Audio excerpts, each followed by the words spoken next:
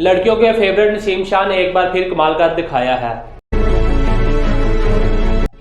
नसीम शाह और वैशी टोला की एक बार फिर सोशल मीडिया के ऊपर गर्दिश में है।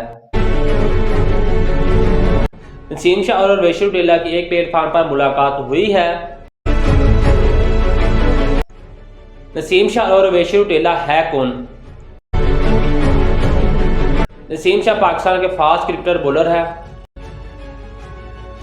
और अरवेशी टोला इंडियन फिल्म सुपरस्टार है।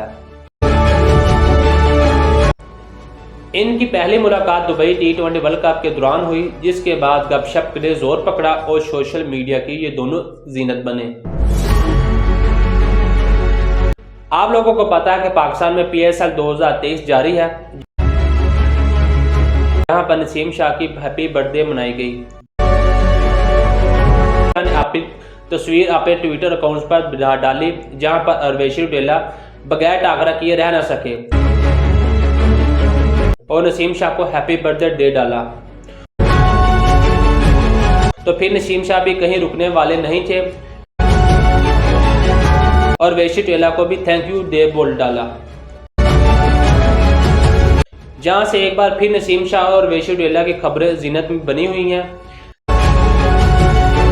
जहां पर दोनों की तरफ से तरह तरह की बातें की जा रही हैं, जहां पर पाकिस्तान और इंडिया में मुख्तलिफ सवालात उठ रहे हैं।